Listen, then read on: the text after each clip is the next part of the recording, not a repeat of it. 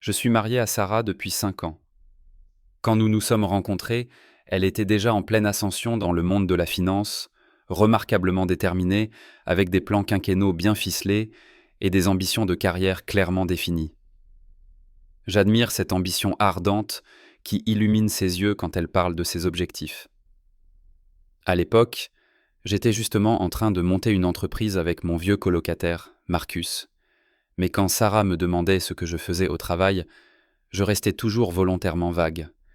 Je racontais des histoires de projets avec Marcus ou que je contribuais à des innovations technologiques. Elle n'a jamais vraiment insisté et je ne lui ai jamais donné de détails sans qu'elle ne les demande. Ce que Sarah ignorait, c'est que Marcus Chen et moi avions fondé notre entreprise dans le taudis le plus infect qu'on puisse imaginer. On parle ici de papier peint qui se décolle, de meubles récupérés à la déchetterie et d'une climatisation en panne qui a transformé l'été en enfer. C'est là que nous avons vécu pendant 2 ans après nos études, à travailler sur des ordinateurs portables toutes les nuits, en survivant grâce à des boissons énergisantes et des parts de pizza bon marché. C'est dans ce petit trou surchauffé qu'est né TechVault Systems.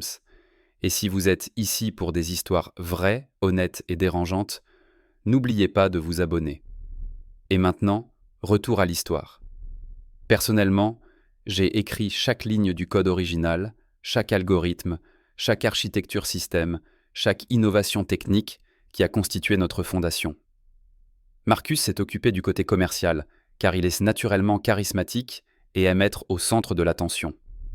Il s'épanouit lors des présentations aux investisseurs, dans les congrès et les interviews. Personnellement, je préférerais me faire arracher les dents plutôt que de faire un discours en public.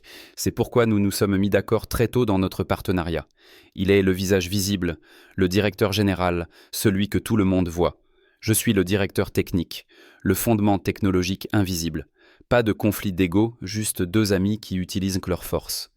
Cela a parfaitement fonctionné. L'entreprise a pris une ampleur que nous n'aurions jamais pu imaginer dans cet appartement horrible. On parle d'une valorisation de 180 millions de dollars, de contrats gouvernementaux lucratifs et de plus de 400 employés. Le visage de Marcus s'affiche sur les couvertures de magazines. Il donne des conférences TED et est invité à des événements technologiques dans le monde entier. Mon code contrôle tout dans les coulisses, chaque processus et chaque système. Et Sarah ? Elle n'en avait pas la moindre idée. Je n'ai jamais menti directement, mais je n'ai jamais corrigé ses suppositions. Elle partait du principe que je me reposais simplement sur les lauriers de mon copain qui avait réussi, et je l'ai laissé le croire. Au début, je trouvais presque mignonnes ces petites piques subtiles sur mon prétendu manque d'ambition. Mais plus elle progressait dans son propre travail, plus ses remarques devenaient acerbes et fréquentes. Elle rentrait à la maison, se réjouissait d'une promotion et disait des choses comme « Tu devrais peut-être t'y mettre sérieusement, tu sais, comme Marcus ». Je hochais la tête et continuais à déboguer le code qui alimentait notre entreprise à 180 millions de dollars. Pourquoi ne lui ai-je pas dit la vérité ? C'est une question que je me pose sans cesse. Une partie de cela était de la pure curiosité. Je voulais savoir si elle m'aimerait pour mes qualités intrinsèques, et non pour mes succès ou mon statut financier. Une autre partie était de l'orgueil. Et je ne voulais pas d'une reconnaissance qui ne découle que d'un titre. Et honnêtement, je l'ai testée, j'ai observé jusqu'où elle accepterait ses suppositions sur ma prétendue infériorité. Elle n'a jamais posé de questions vraiment profondes, n'a jamais vraiment essayé de comprendre mon quotidien. Elle s'est simplement construit cette histoire globale de moi en tant que raté, et je l'ai laissé faire, parce que la vérité était entre mes mains. Le tournant est arrivé il y a environ 1 an. Ses parents organisaient une immense fête parce qu'elle avait reçu une offre d'emploi d'une entreprise qu'ils considéraient comme une entreprise technologique prestigieuse. Leur maison ressemble à un musée, pleine de marbre importé et de lustres en cristal, un environnement où l'on ose à peine respirer. Toute la grande famille était là, plus son réseau professionnel, soit peut-être 150 personnes au total. Je me tenais à l'écart, un verre de vin à la main que je ne buvais pas, et j'observais la célébration générale du succès de Sarah. J'étais vraiment fier de ses réalisations. Elle avait travaillé dur et méritait cette opportunité. Après cela, sa mère, Patricia, s'est levée pour porter un toast. Elle leva son verre et, assez fort pour que tout le monde l'entende, porta un toast à Sarah, qui avait enfin réussi sa carrière et s'était débarrassée de tout le ballast et des parasites. Tout en disant cela, elle me fixait du regard. Toute l'assemblée éclata de rire. Pas méchant à proprement parler, mais du genre qui signale une entente. Je sentais tous les regards se poser sur moi, chaque jugement. Mais ce n'était pas encore le comble de l'effronterie. Sarah se tourna vers moi, avec un sourire sarcastique parfaitement répété, et dit, assez fort pour que toute la pièce l'entende: « Franchement, David, trouve-toi une vie. Arrête de traîner constamment avec Marcus juste pour te sentir important. Lui, il a du succès et il a accompli quelque chose. Toi, non. » Un silence de mort se fit dans la pièce. Son oncle s'éclaircit la gorge, visiblement gêné, marmonna quelque chose à propos de la dureté nécessaire, mais personne d'autre ne dit un mot. J'aurais pu me défendre à ce moment-là, j'aurais pu dire toute la vérité à tout le monde. Au lieu de cela, je me contentais de sourire. Pas un sourire faible, mais un sourire plein de compréhension. Car Sarah n'avait absolument aucune idée que ma signature figurait sur son tout nouveau chèque de paye. Cette soirée m'a hanté pendant plusieurs semaines. Pas seulement à cause de la douleur morale qu'elle a causée, bien qu'elle l'ait sans aucun doute fait, mais parce qu'elle révélait toute sa transformation. Elle me glissait des insultes cachées depuis des années, des remarques subtiles sur ma prétendue chance de connaître Marcus, et des conseils pour que je fasse preuve de plus d'ambition. J'avais laissé passer chaque remarque sans y prêter attention. Non pas par faiblesse, mais pour observer, pour discerner son vrai caractère lorsqu'elle pensait que je n'avais rien. Elle avait mesuré ma valeur à l'aune de sa définition limitée du succès et m'avait jugé insuffisant. Je ne ressentais pas de colère, seulement de la déception et de la curiosité quant à sa réaction probable lorsque la vérité finirait par éclater. Quelques semaines après cet événement fatidique, Marcus m'a appelé un matin. J'étais assis dans mon bureau à domicile et étudiais du code complexe lorsque son nom est apparu sur mon écran. « Sa candidature vient d'arriver au service des ressources humaines », dit-il immédiatement. « Sarah a postulé à notre poste d'analyste financier senior. Ses qualifications sont vraiment solides. Tu veux que je la rejette ?» Je me suis adossé à ma chaise et j'ai contemplé le paysage urbain en contrebas. La rejeter ? Ce serait la solution de facilité pour maintenir nos mondes respectifs séparés. Mais ce n'était pas le but. Je lui avais permis pendant des années d'écrire sa propre histoire sur moi. C'était une occasion d'observer ses compétences lorsqu'elle aurait une véritable chance, uniquement sur la base de ses propres mérites. « Laisse-la suivre les procédures normales », ai-je ordonné à Marcus. Si elle a les qualifications requises, elle est qualifiée. Maintenir une impartialité totale. Marcus gloussa. « Tu joues avec le feu, mec. » « Peut-être bien. Je veillerai à ce que les ressources humaines maintiennent la légitimité. » Et c'est ce qu'ils ont fait. Sarah a passé les mêmes entretiens et évaluations que tous les autres candidats. Sa candidature n'a bénéficié d'aucun traitement de faveur, ni dans un sens, ni dans l'autre. Elle a obtenu le poste uniquement et exclusivement grâce à ses propres compétences. 3 semaines plus tard, elle a reçu l'offre. Analyste financier senior, 88 000 $ par an, couverture sociale complète. Je me trouvais par hasard au siège ce jour-là, travaillant dans mon bureau privé à l'executive floor, dont l'existence est inconnue de la plupart des employés. Le bâtiment est une immense structure de verre et d'acier aux angles spectaculaires et aux espaces ouverts, conçue délibérément pour dégager un esprit d'innovation. J'avais personnellement choisi l'architecte il y a quelques années, bien que personne ne s'en doute. J'étais plongé dans une mise à jour du système lorsque Marcus est passé et s'est appuyé à ma porte avec un large sourire. « Elle est là en bas », dit-il, traversant le hall d'entrée comme si elle possédait déjà les lieux, toujours dans l'ignorance. J'acquiesçais sans lever complètement les yeux. Il secoua la tête. « Tu es vraiment fou, mec. » Peut-être que je l'étais, mais cette affaire allait au-delà de simples jeux. Il s'agissait de donner à Sarah la possibilité d'être authentique, sans connaissance de ma position dans la hiérarchie de l'entreprise. Pas de simulacre, pas de changement de comportement en raison de la connaissance que je suis son mari et, techniquement parlant, son supérieur hiérarchique direct. Simplement, l'authentique Sarah. Je décidai de faire une promenade dans le bâtiment cet après-midi-là. Je m'investis rarement dans de telles choses, car je préfère rester en retrait. La plupart des employés me connaissent comme l'ami de Marcus, peut-être un consultant qui apparaît de temps en temps. C'est exactement l'impression que je veux donner. L'ascenseur m'a déposé au rez-de-chaussée, et lorsque les portes se sont ouvertes, je l'ai vue. Sarah était à la réception, avec une posture impeccable, rayonnante de confiance, alors qu'elle recevait son nouveau badge d'employé. Elle portait un blazer élégant, ses cheveux étaient parfaitement coiffés, elle incarnait la femme professionnelle accomplie qu'elle aspirait à devenir. Je suis resté dans l'agitation de la pause déjeuner. Elle ne m'a pas remarqué, ne m'a pas jeté un regard, son attention était entièrement concentrée sur son moment. En l'observant, j'ai ressenti ce mélange étrange de fierté et de tristesse. Fierté, parce qu'elle avait mérité cette opportunité à la sueur de son front. Le comité d'embauche ignorait tout de son lien marital avec moi. Le service des ressources humaines suit rigoureusement les protocoles, et je m'étais assuré que sa candidature suive le même processus que les autres.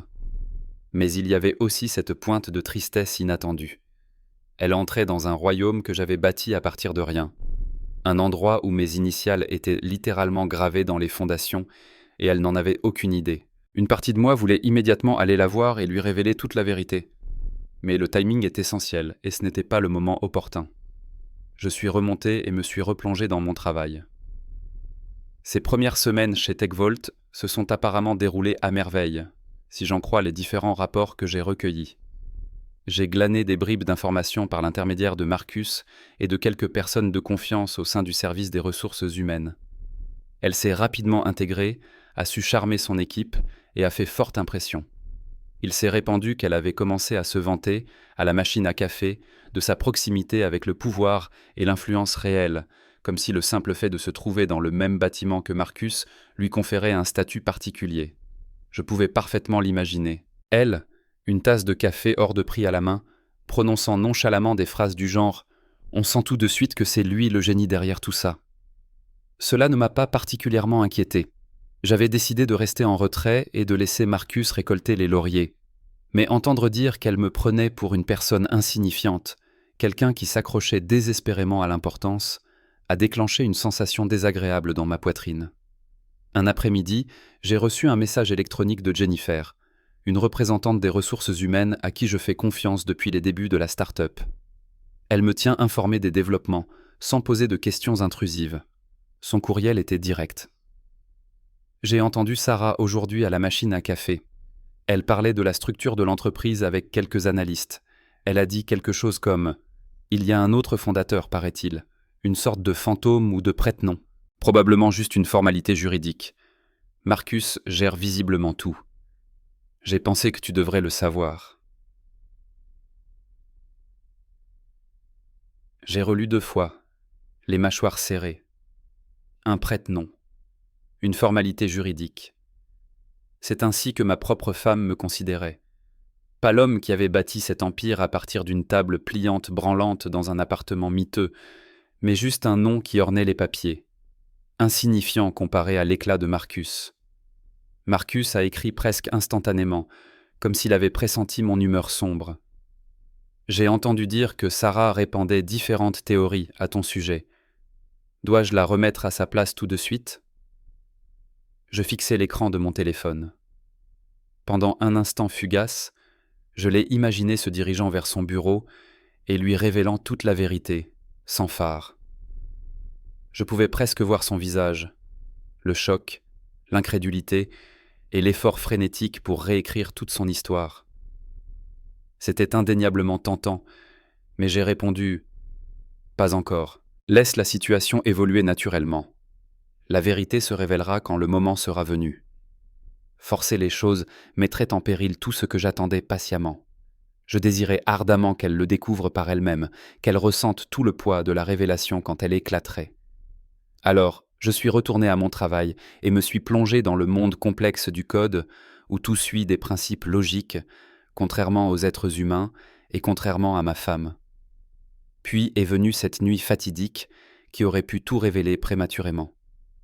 Il était plus de 9 heures du soir et j'étais assis au dernier étage, travaillant assidûment sur un correctif logiciel qui laissait toute notre équipe de développement perplexe depuis des jours.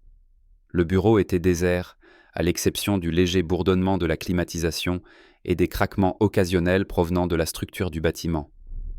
C'est toujours mon moment préféré pour travailler. Une concentration ininterrompue, rien que moi et le code.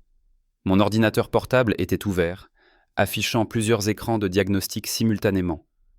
Une tasse de café froid reposait, oubliée, sur mon bureau. Soudain, je l'entendis.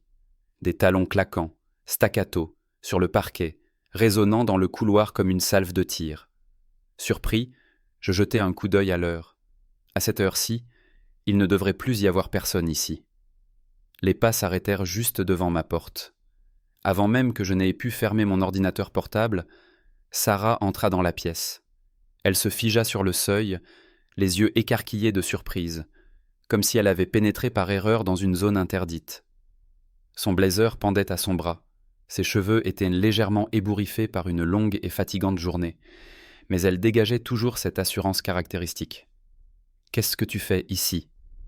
demanda-t-elle, sa voix sèche et accusatrice. Je me suis adossé à ma chaise, m'efforçant d'afficher une expression neutre.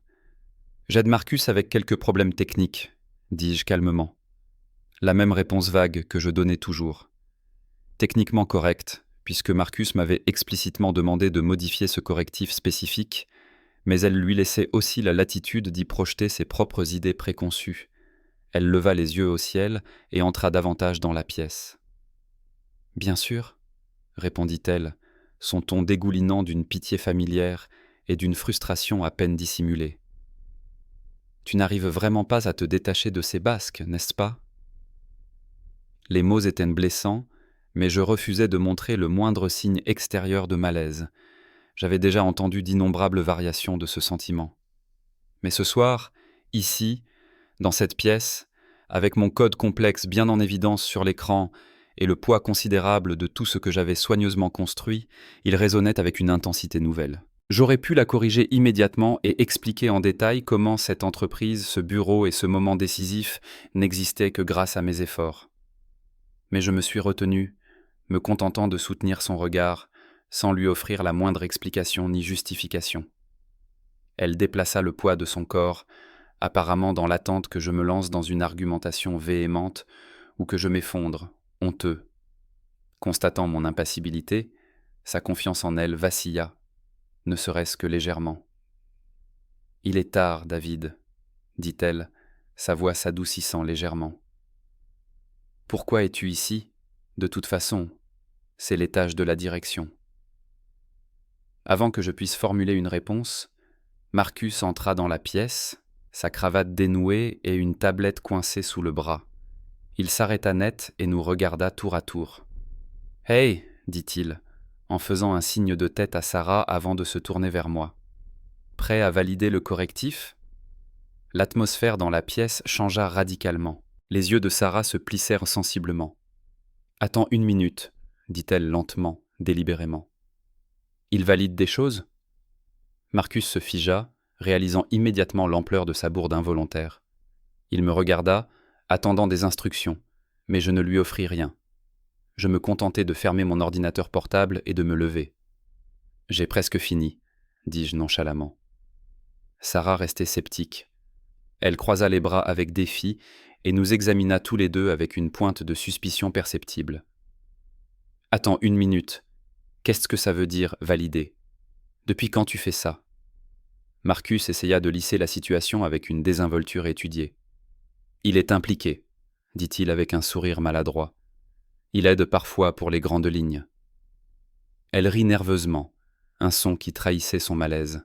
« Bien sûr que si, » dit-elle, ses yeux fixés sur les miens, scrutant, à la recherche du moindre signe de tromperie. Je ne lui fournis rien, lui fournis. Je me contentais de prendre ma veste. « Longue journée, » dis-je à Marcus. « Je reprendrai demain. » Je passai devant Sarah, aspirant un bref effluve de son parfum, la même fragrance qu'elle portait depuis le début de notre relation. Pendant une fraction de seconde, je me suis souvenu de nos débuts, de son rire contagieux autour de verres de vin bon marché et de mes promesses sincères de lui offrir le monde à ses pieds. Mais le souvenir s'est vite estompé. Je m'abstins de me retourner, mais je sentais son regard implacable, Sa confusion palpable me suivait tandis que je m'éloignais dans le couloir. 2 semaines après cette rencontre troublante, tout a basculé. J'étais chez moi, occupé à traiter le flux matinal d'emails, quand j'ai reçu un SMS de Marcus. Erreur de paye. Les RH sont en émoi. Sarah pose des questions insistantes. Je me suis adossé à ma chaise, un léger sourire se dessinait sur mes lèvres. Les erreurs de paye sont extrêmement rares. Mes systèmes sont conçus avec soin et bénéficient d'une maintenance rigoureuse. Pourtant, lorsqu'ils se manifestent, ils laissent inévitablement des traces révélatrices. J'avais une claire intuition de la tournure que prenait cette situation. 1 heure plus tard seulement, un autre SMS arrivait. Elle a vu ton nom sur sa fiche de paye. Signature d'autorisation. Elle est complètement hors d'elle. Je gère ? J'ai promptement répondu « Non, laisse les choses suivre leur cours ». Je visualisais parfaitement la scène qui se déroulait. Sarah était assise à son bureau, agrippant son latte macchiato hors de prix, et étudiait méticuleusement les détails de sa fiche de paye, comme elle le faisait invariablement à chaque jour de paie. En matière de finances, elle était tout sauf négligente. Et là, tout en bas, la signature d'autorisation. David Morrison, directeur de la technologie. Je l'imaginais plisser les yeux, d'abord en pensant à une simple erreur ou à une mauvaise blague. Elle avait probablement même ri au début, mais Sarah n'était pas du genre à laisser passer les anomalies sans une enquête approfondie. Elle cherchait, s'informait, épluchait tout. Vers midi, j'ai reçu un email de Jennifer, marqué comme urgent. Sarah a fait irruption dans nos bureaux, agitant sa fiche de paye et exigeant de savoir pourquoi ton nom y figurait. Elle a d'abord pensé à une erreur. Elle a même demandé s'il y avait quelqu'un d'autre qui s'appelait David Morrison dans l'entreprise. J'ai alors sorti la documentation interne. Les statuts constitutifs, la structure de propriété de l'entreprise, la répartition des actions, tout. Elle est devenue livide. Elle s'est assise lourdement et a fixé les documents d'un regard vide, comme s'ils étaient rédigés dans une langue étrangère incompréhensible. Elle n'a pas dit un mot pendant 10 minutes. Finalement, elle a ramassé les papiers et est partie. J'ai pensé que tu devais être informé de la situation. J'ai lu l'email 2 fois, mémorisant chaque détail. C'était ça. Jennifer avait présenté à Sarah les preuves irréfutables, les documents, tous avec mon nom bien en évidence. David Morrison, cofondateur et directeur de la technologie. Pas seulement un nom de complaisance, mais la personne qui avait péniblement construit la machine qui faisait tourner toute l'entreprise. J'ai fermé l'email et me suis levé, me dirigeant d'un pas décidé vers la fenêtre. Le vaste paysage urbain s'étendait devant moi. Je ne ressentais aucun sentiment de triomphe, mais seulement un profond sentiment de calme, semblable au silence qui suit le passage d'un orage violent. Sarah savait maintenant. Peut-être pas tous les détails, mais certainement assez pour détruire irrémédiablement l'histoire soigneusement construite qu'elle entretenait depuis si longtemps. Elle avait vécu ces 5 dernières années en supposant que je lui étais, d'une manière ou d'une autre, inférieur. Et maintenant, elle avait vu mon nom gravé de manière indélébile sur la seule chose qu'elle ne pouvait pas simplement ignorer. Sa fiche de paye. Ce soir-là, je suis rentré à la maison avant elle. La maison était inhabituellement silencieuse. Je me suis versé un verre d'eau et me suis tenu au comptoir de la cuisine, attendant patiemment. Lorsque j'ai entendu le bruit distinct de sa clé dans la serrure, mon estomac s'est involontairement crispé. Elle est entrée, ses talons claquant avec un rythme plus feutré, plus discret que d'habitude. Elle a posé son sac, m'a jeté un coup d'œil furtif et a hoché la tête brièvement, par obligation. « Bonne journée ?» ai-je demandé avec désinvolture. Elle a hésité un instant. « Chargée », a-t-elle fini par dire. « Je suis épuisée. » Puis, elle est montée à l'étage. Je l'ai regardée s'éloigner, sans prononcer un seul mot sur la fiche de paye ou ses implications. Une partie de moi ressentait un besoin impérieux de la rappeler, d'aborder le sujet de front, mais j'ai résisté à cette impulsion. Elle avait besoin de temps pour digérer l'information, pour faire face aux conséquences de la vérité, désormais exposée, brute et incontestable. 1 semaine plus tard, nous avons assisté au gala de l'entreprise. Marcus avait méticuleusement planifié cet événement somptueux pendant des mois, le tout pour célébrer un énorme contrat gouvernemental. J'évite généralement ces rassemblements mondains, mais Marcus a pratiquement donné un ordre direct. « Tu dois revendiquer ce que tu as péniblement construit », a-t-il déclaré avec insistance. « Ce n'est pas seulement ma victoire, c'est la tienne tout autant. Tu seras présent. » Et ainsi, je me tenais là, dans une salle de bal digne d'un film hollywoodien. Des lustres en cristal scintillaient au-dessus de nous, des serveurs glissaient dans la foule avec des plateaux remplis de coupes de champagne, et un groupe de jazz jouait une musique de fond raffinée. TechVault n'avait reculé devant aucune dépense. La salle vibrait d'une énergie contagieuse. J'ai ajusté ma cravate avec assurance. Le costume noir emprunté me paraissait un peu étrange, mais indéniablement chic. Pour la première fois, je ne ressemblais pas à la personne que Sarah avait cru que j'étais pendant si longtemps. Aujourd'hui, je me révélerai au grand jour et dévoilerai ma véritable identité. J'aperçus Sarah à l'autre bout de la salle, plongée dans une conversation avec des membres de l'équipe logistique, un presse-papiers à la main, dirigeant les employés avec son efficacité habituelle. Elle avait l'air à sa place, s'intégrant sans effort à la scène. Je gardais mes distances et décidai de ne pas l'aborder. Depuis l'incident de la fiche de paye, nous avions à peine échangé un mot. Elle possédait désormais suffisamment d'informations pour remettre en question tout ce qu'elle avait cru auparavant, mais elle n'avait pas encore abordé le sujet de front. Marcus me trouva au bar. « Tu te débrouilles remarquablement bien », dit-il en me tendant un verre de whisky. « Prêt pour ça ?» Je pris une gorgée, la brûlure familière me ramenant à l'instant présent. Jusqu'ici, tout va bien. Le groupe termina sa prestation et le présentateur s'avança avec assurance vers le pupitre.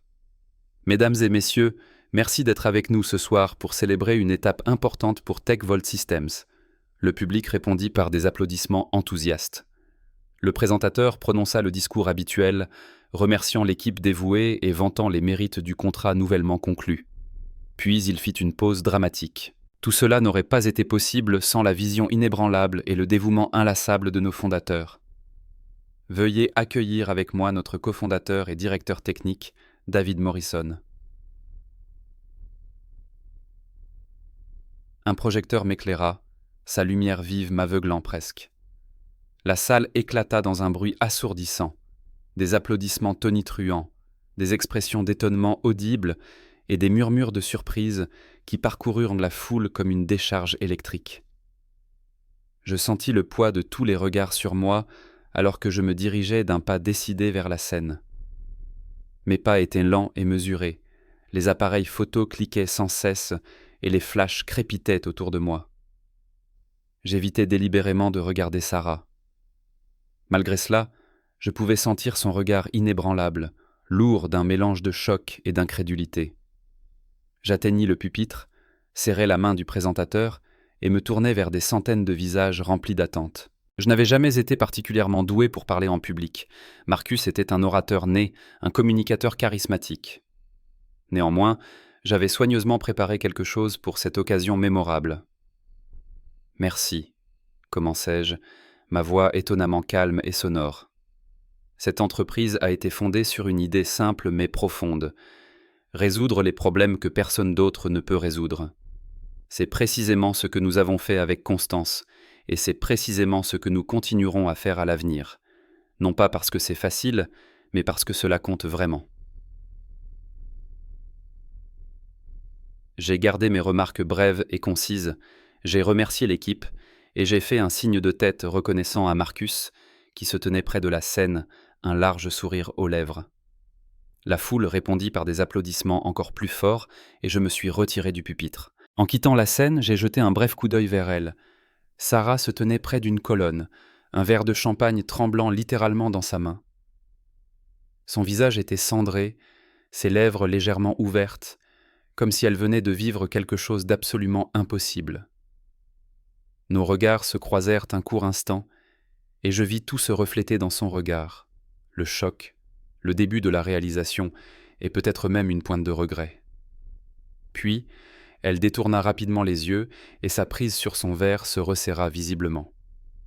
De retour au bar, j'ai pris une bouteille d'eau, mon corps étant encore rempli d'adrénaline. Marcus me rejoignit. Je t'avais dit que ça la frapperait fort, dit-il à voix basse. Oui, répondis-je. Tu ne t'es pas trompé. Il jeta un coup d'œil en direction de Sarah, qui était maintenant absorbée dans une conversation avec un collègue, son sourire forcé et ses mouvements un peu raides et artificiels. Elle est complètement chamboulée. Quelle est ta prochaine action ? Rien, dis-je en posant mon verre. La balle est maintenant clairement dans son camp. Les jours qui suivirent le gala furent empreints d'une tension non exprimée, d'une incertitude sous-jacente presque palpable. Je suivais ma routine quotidienne habituelle, mais sous la surface, il y avait une conscience constante, une sensibilité accrue à sa présence. Sarah n'avait pas dit grand-chose depuis cette nuit fatidique. Je l'avais surprise occasionnellement en train de me fixer des regards rapides et scrutateurs, mais elle n'avait pas abordé le sujet de front. C'était tard un soir, peut-être 7 jours après le gala, quand elle rompit enfin le silence. J'étais dans la cuisine et faisais la vaisselle du dîner, que nous avions pris séparément. Elle est entrée, encore dans sa tenue de travail, ses talons hauts abandonnés près de la porte. Sans me retourner, j'ai continué à laver et attendu qu'elle parle. Puis j'ai entendu sa voix, un ton grave et tranchant, qui suggérait qu'elle avait réprimé ses sentiments. Tu aurais dû me le dire. Délicatement, j'ai posé la poêle sur le comptoir, essuyé mes mains sur un torchon et me suis tourné vers elle. Elle se tenait près du comptoir, les bras croisés, le regard fixé sur moi. Pas tout à fait en colère, mais quelque chose d'approchant. Qu'est-ce que j'aurais dû te dire, exactement ?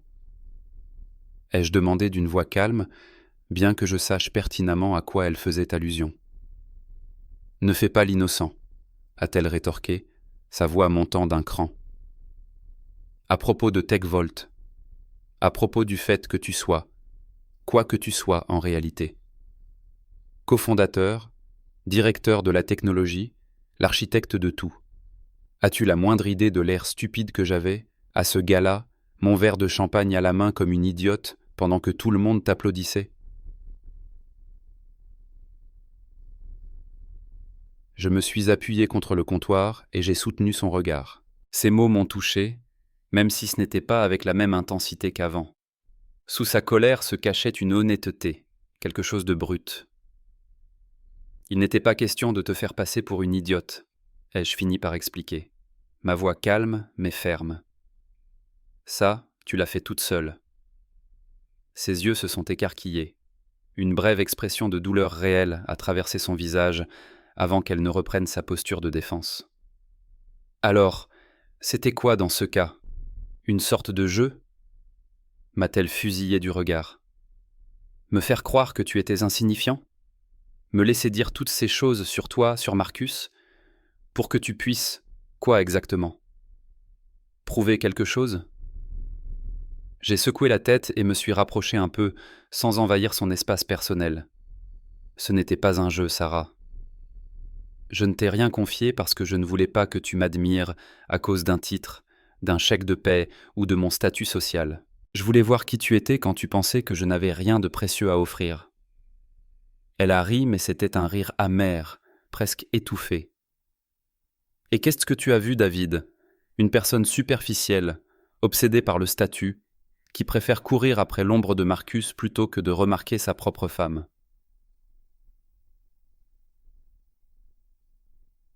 Ces mots planaient lourdement dans l'espace entre nous. Pendant un bref instant, je ne savais vraiment pas quoi dire. Elle n'avait pas tout à fait tort. Pas du tout.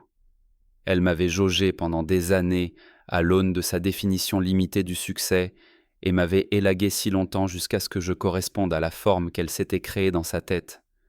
Mais je ne lui en voulais pas. Je voulais juste qu'elle le voie clairement, qu'elle l'admette. J'ai vu quelqu'un de vraiment intelligent, ai-je dit doucement. Quelqu'un d'ambitieux et de compétent, qui a mérité sa position dans cette entreprise. Mais oui, j'ai aussi vu quelqu'un qui a décidé que je n'étais pas à la hauteur avant même de prendre la peine de me demander qui j'étais vraiment. Elle a visiblement tressailli, ses bras sont retombés le long de son corps. Pendant un instant, j'ai vraiment cru qu'elle allait pleurer, mais Sarah ne cède pas à de telles effusions émotionnelles. Au lieu de cela, elle a redressé sa posture, Sa voix tremblait légèrement, mais restait tranchante. Tu aurais pu me demander d'arrêter. Tu aurais pu dire quelque chose, n'importe quoi, au lieu de simplement rester là à sourire comme si ça ne te faisait pas mal. Pourquoi n'as-tu jamais rien dit ? Je l'ai regardée. J'ai vraiment regardé la femme que j'avais épousée. Parce que je ne voulais pas me battre pour ton respect, ai-je dit simplement. Je voulais que tu me l'accordes volontairement.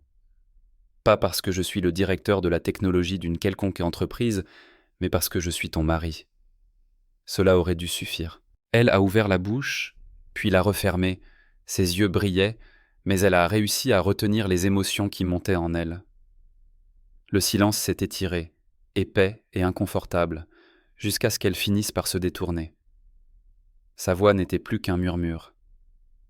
Je ne savais pas comment te voir. Pas comme ça. Pas comme cette personne. Elle est sortie, ses pas légers sur le parquet, me laissant seul avec le poids de tout ce que nous venions de révéler. Je ne l'ai pas suivie, je n'en ai pas ressenti l'envie. Elle avait essayé de se justifier, d'attribuer tout cela à mon secret. Mais je lui avais dit la vérité brute. Je n'étais pas là pour la punir, et je n'étais pas là non plus pour implorer son pardon. Les jours qui ont suivi ont été d'un silence atroce. Nous nous déplacions tous les deux comme des étrangers dans notre propre maison, comme des colocataires. Je me suis jeté à corps perdu dans le travail, déboguant du code complexe, préparant des lancements technologiques importants, tout pour occuper mon esprit et le détourner de la douleur dans ma poitrine. Chez TechVolt, j'ai appris par différents canaux qu'elle se faisait discrète, continuait à faire son travail efficacement, mais sans son assurance habituelle. Une partie de moi se demandait si elle allait démissionner et quitter l'entreprise maintenant qu'elle connaissait mon rôle véritable. Mais elle ne l'a pas fait. Elle continuait à venir, à soumettre ses rapports, à faire son travail. Cela avait au moins une signification. Puis, j'ai fait quelque chose que je n'avais pas prévu. J'étais assis à mon bureau un matin, quand j'ai sorti une petite boîte que j'avais achetée sur un coup de tête la veille, un journal en cuir de qualité, comme ceux que Sarah emportait avec elle lorsque nous venions de nous rencontrer et que nous rêvions encore ensemble, tard le soir, devant des plats livrés. J'ai pris un stylo et j'ai écrit une simple note.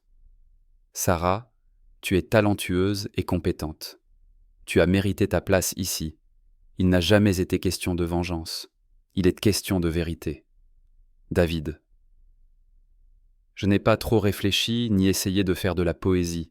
Juste la vérité, clairement et simplement. Comme j'avais toujours essayé d'être avec elle, même quand elle ne pouvait pas le voir. Je suis allé au bureau cet après-midi, la boîte sur le siège passager.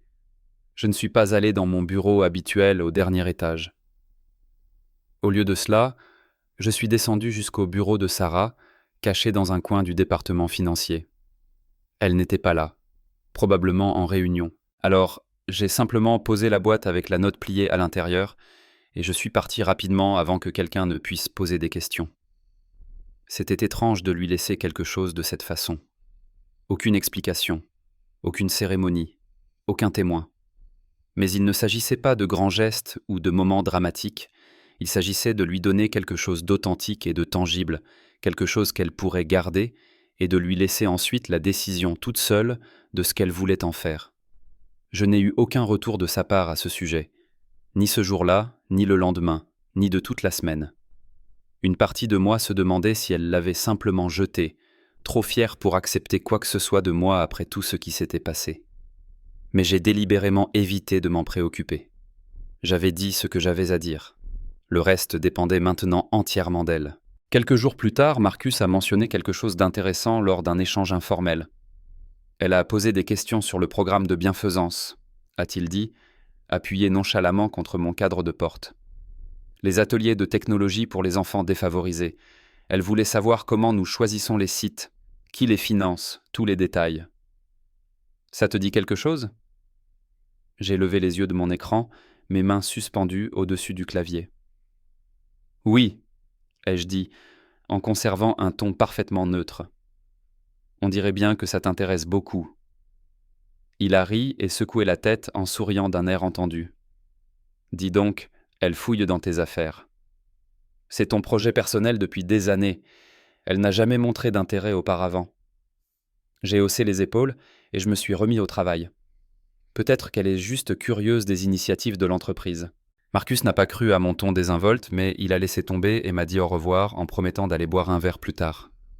Je suis resté assis là, à fixer le code sur mon écran, mais mes pensées étaient ailleurs. Sarah posait des questions détaillées sur les programmes éducatifs dans lesquels j'avais investi, discrètement et en coulisses, comme j'avais toujours préféré le faire, mon cœur et mes ressources pour faire des choses qui avaient du sens. Ce n'était pas une excuse, pas une grande explication, mais c'était assurément quelque chose. Un pas, peut-être, aussi petit soit-il, vers le fait de me voir comme plus que simplement le type dont elle s'était moquée à la fête de ses parents. Ce soir-là, je suis rentré tard, après une session de débogage particulièrement longue. La maison était sombre, à l'exception d'une seule lumière dans la cuisine. Sarah était assise à la table, son ordinateur portable ouvert, des papiers éparpillés autour d'elle dans un chaos organisé. Elle n'a pas levé les yeux quand je suis entré, mais je l'ai remarqué tout de suite. Le journal en cuir que je lui avais offert, ouvert sur une page remplie de son écriture propre et précise. Ma note n'était pas visible, probablement rangée quelque part en privé, mais le simple fait de voir le journal en usage m'a touché plus que je ne l'aurais cru. Je suis allé me chercher un verre d'eau, en prenant soin de me déplacer le plus discrètement possible pour ne pas la déranger dans ce à quoi elle travaillait. En allant vers l'escalier, j'ai aperçu l'écran de son ordinateur portable. Un brouillon de propositions, quelque chose concernant l'extension significative des ateliers technologiques à davantage d'écoles dans différents districts. Je n'ai pas interrompu ma marche, n'ai rien dit, mais ai simplement continué mon chemin. Plus tard, au lit, je suis resté éveillé à fixer le plafond, en ruminant. Je n'attendais pas qu'elle me remercie. Je n'attendais pas qu'elle dise explicitement qu'elle avait lu le mot ou apprécié le cadeau. Ce dont j'avais besoin, ce dont j'avais toujours eu besoin au fond, c'était de savoir que j'avais créé quelque chose qui comptait vraiment, pas seulement dans le code, les contrats ou les évaluations d'entreprise, mais dans la manière dont cela touchait et améliorait concrètement la vie des gens. Ces programmes éducatifs étaient un élément essentiel de cette mission. Si elle reprenait ce fil maintenant, même un peu, cela voulait dire quelque chose de réel. Pas une victoire, pas une réconciliation, mais un basculement. Silencieux et authentique, comme la première lueur subtile de l'aube après une nuit interminable. Le véritable tournant s'est produit quelques semaines plus tard lors d'un autre brunch familial, dans le restaurant haut de gamme préféré de Patricia. Les mêmes nappes blanches et serveurs fantomatiques, la même grande famille, prête à émettre un jugement. J'étais assis en face de Sarah, entouré du bavardage incessant de sa famille, de ses cousines qui échangeaient des commérages, de son père qui pérorait sans fin sur le golf, de l'oncle Richard qui commandait du café plus fort qu'il ne le fallait. Avant, j'en avais la chair de poule. Mais cette fois, je me sentais différent, plus ancré, plus centré. Sarah était sensiblement plus calme que d'habitude. Sa fourchette se déplaçait lentement à travers ses œufs bénédicts, ses yeux se dirigeant occasionnellement vers la fenêtre, comme si ses pensées étaient ailleurs. Je ne l'ai pas poussée à parler ou à participer. Les semaines précédentes avaient été lourdes de non-dits. J'étais content de laisser les choses respirer naturellement. La conversation a inévitablement porté sur le travail, comme toujours avec sa famille. Patricia s'est penchée en avant, ses perles exquises scintillant à la lumière, et s'est enquise du poste de Sarah chez TechVolt. « C'est une entreprise tellement prestigieuse, ma chérie », a-t-elle fait remarquer, sa voix emplie de fierté maternelle. Tu dois te sentir incroyablement chanceuse de pouvoir contribuer à la vision et au leadership de Marcus Chen. J'ai pris une gorgée de café, cachant subtilement un sourire derrière le bord de ma tasse. La vision de Marcus. C'était le consensus général, une conviction que Sarah elle-même avait autrefois partagée, jusqu'à récemment. Sarah n'a pas répondu immédiatement, se contentant d'acquiescer en serrant les lèvres. Je me demandais quelle pensée tourbillonnait dans sa tête à ce moment-là, peut-être une rediffusion du gala, mon nom en gras sur son chèque de paye, le magazine sur sa table de cuisine. Ensuite, sa tante, une femme avec une voix capable de franchir n'importe quelle distance, s'est adressée directement à moi, une fourchette pointant dramatiquement dans ma direction. Alors David, a-t-elle proclamé, sa voix assez forte pour attirer tous les regards de la table sur moi, tu essayes toujours de faire quelque chose de ta vie, ou vas-tu rester accroché au basque de Marcus pour toujours ? Un silence embarrassant est tombé sur la table, interrompu par quelques rires nerveux. C'était exactement la même pique que j'avais, au sens propre du terme, essuyée une centaine de fois lors de ces réunions au fil des ans. Pourtant, en cette occasion particulière, elle sonnait très différemment. J'ai commencé à formuler ma réponse habituelle, évasive. Mais Sarah a parlé la première. Sa voix a fendu l'air avec la facilité d'un couteau. « Il a déjà accompli quelque chose », a-t-elle dit, son ton mesuré et déterminé. Pas excessivement fort, mais avec suffisamment de poids pour que toute la pièce se fige. En fait, tout. Il a tout construit. Je me suis figé, la tasse de café à mi-chemin de mes lèvres. Toutes les têtes à la table se sont tournées, d'abord vers elle, puis vers moi. Le poids de sa déclaration s'est déposé comme des pierres tombant dans l'eau. Les sourcils de Patricia ont fait un bond. Richard a toussé dans sa serviette, tandis que sa tante se contentait de regarder fixement, comme si elle avait complètement mal compris la situation. J'ai regardé Sarah droit dans les yeux, nos regards se sont croisés à travers la table. Pour la première fois depuis ce qui me semblait une éternité, je n'ai décelé dans son expression ni colère, ni défense, ni rancune, mais seulement une vérité brute, non protégée. Elle ne sourit pas, ne modifia pas non plus l'expression de son visage, mais maintint son regard fixe, comme si elle mettait quiconque dans la pièce au défi de contester son affirmation. Personne ne le fit. Pas un seul mot ne fut prononcé. L'instant s'éternisa, puis s'évanouit, alors que la conversation reprit progressivement, bien qu'avec un degré de prudence évident. Pourtant, un changement fondamental s'était produit entre nous, substantiel et palpable, comme si nous avions tous deux franchi un seuil dont il n'était plus possible de revenir. Je reposais ma tasse, mon pouls était calme, mais mon esprit s'emballait. Elle ne s'était jamais comportée ainsi. Jamais elle ne m'avait défendu publiquement, pas de cette manière, pas en présence de sa famille, où l'image et la perception étaient primordiales. J'étais encore incertain des implications que cela aurait sur notre avenir, mais j'avais l'impression que quelque chose s'était enfin stabilisé, comme si le sol sous notre relation avait enfin cessé de se dérober sans cesse sous nos pieds. Le reste du brunch se fondit en un bruit de fond, conversation polie, cliquetis de verres et bruissement de couverts. Patricia orienta habilement la conversation vers des sujets plus sûrs, moins litigieux. Je jouais le jeu, offrant des hochements de tête approbateurs, mais mon attention resta principalement fixée sur Sarah. Après cet instant, elle contribua peu à la conversation, se contentant de manger et de répondre aux questions par des réponses brèves et polies. Lors de notre départ, elle m'accompagna jusqu'à la voiture, nos pas parfaitement synchronisés, le silence entre nous n'étant ni pesant ni désagréable, mais plutôt pensif, comme si nous portions et analysions tous deux le même poids significatif. Pendant le trajet de retour, j'attendais une de ses remarques, une explication, un éclaircissement ou un démenti, mais elle se contenta de fixer le paysage par la fenêtre, passant pensivement ses doigts sur le bord de son sac à main. Je m'abstins de la pousser ou de l'interroger. J'avais attendu des années qu'elle me remarque vraiment. Maintenant qu'elle l'avait fait, du moins au point de me défendre publiquement, je n'étais pas prêt à en demander plus ou à accélérer le processus qu'elle traversait.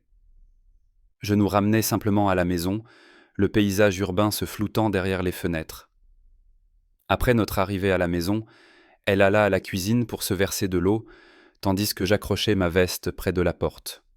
J'aurais pu me renseigner sur les événements, poser des questions telles que « Pourquoi as-tu fait ça ?» ou « Qu'est-ce qui a changé pour toi ?» Mais je ne le fis pas. Au lieu de cela, je pris mon ordinateur portable et me rendis dans mon bureau. La routine et le travail avaient toujours été mon encre, et j'avais besoin de cette stabilité à ce moment-là pour éviter de tout suranalyser.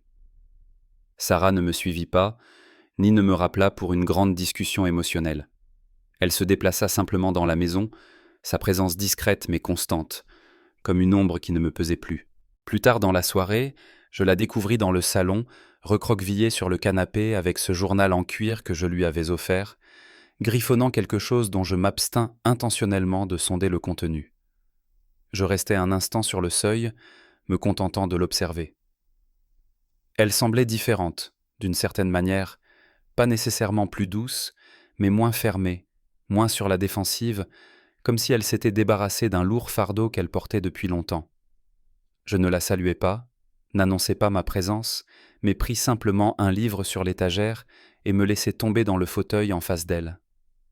Le silence était exceptionnellement agréable, dépourvu de colère, d'accusation ou du besoin de marcher sur des œufs, simplement deux personnes partageant le même espace, sans aucune compulsion désespérée de le remplir de mots ou d'explications. Je repensais au chemin ardu que nous avions parcouru ensemble, ses piques et remarques acerbes incessantes, mon silence délibéré et mes secrets, la destruction progressive de toutes ces hypothèses concernant mon identité.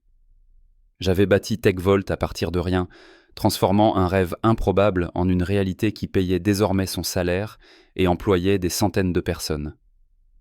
J'avais réalisé tout cela sans avoir besoin ou envie de ses applaudissements ou de sa validation. Pourtant, lorsqu'elle avait parlé avec une telle conviction lors du brunch de ce jour-là, ce n'étaient pas des applaudissements qu'elle m'avait offerts, mais du respect silencieux, désinvolte, authentique. Le genre de respect que je n'espérais ni n'attendais plus depuis des années. Cela n'a pas tout arrangé comme par magie entre nous, ni effacé les années de distance et de souffrance accumulées que nous nous étions infligées, mais cela a suffi à changer ma perception d'elle, à me demander sincèrement si nous pourrions trouver une nouvelle voie à suivre, pas forcément en tant que les époux que nous avions été, mais peut-être en tant que deux personnes qui se comprenaient enfin, vraiment.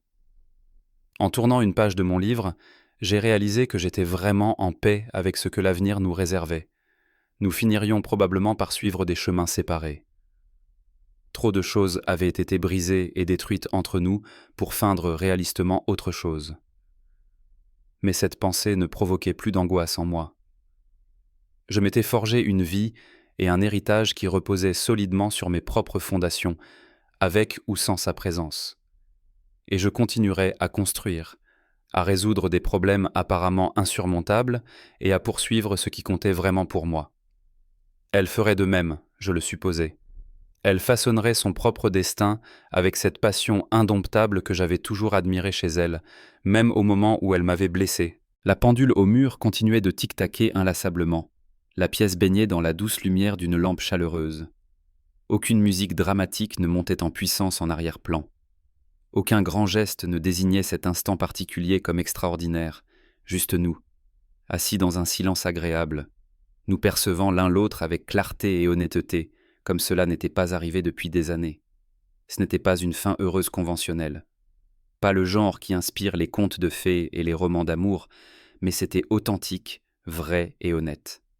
Et pour moi, assis là à cet instant, c'était vraiment suffisant. J'ai fini par refermer mon livre, je l'ai posé soigneusement de côté, et j'ai laissé le silence nous envelopper doucement tous les deux, sachant que, quoi qu'il arrive dans nos vies, ensemble ou séparés, j'aborderai les choses de la même manière que toujours, avec constance, assurance et en étant pleinement réceptif à la vérité qui indique le chemin à suivre. Alors, voilà mon état actuel. Des mois après que tout cela a commencé, ma femme m'a systématiquement catalogué comme un raté pendant des années, m'a rabaissé en présence de sa famille et de ses amis, et a inventé cette histoire élaborée selon laquelle j'étais une personne insignifiante, me reposant pitoyablement sur le succès de ses amis prospères pour me sentir important. Et quand elle a finalement découvert que j'étais en réalité celui qui avait bâti toute l'entreprise pour laquelle elle travaillait, celui qui signait ses chèques de paye, celui qui avait créé tout ce qu'elle avait faussement attribué à quelqu'un d'autre, toute notre relation s'est effondrée, nécessitant une reconstruction complète à partir de zéro. Nous nous voyons maintenant, nous nous percevons réellement tels que nous sommes en tant qu'individus, mais il est peut-être vraiment trop tard pour réparer les dommages fondamentaux qui se sont produits entre nous. Parfois, la vérité ne libère pas comme les gens le prétendent souvent. Parfois, elle révèle simplement la vraie nature des gens lorsqu'ils pensent que vous ne possédez rien, et votre propre caractère en réaction à cela. Et vous savez quoi ? Cette clarté, aussi pénible et difficile soit-elle à traiter chaque jour, me semble honnêtement suffisante pour l'instant. Elle doit l'être. Merci d'avoir regardé et d'être resté jusqu'à la fin. Si vous vous sentez bien ici et que cela vous aide, n'hésitez pas à vous abonner. Il y aura encore beaucoup de choses passionnantes.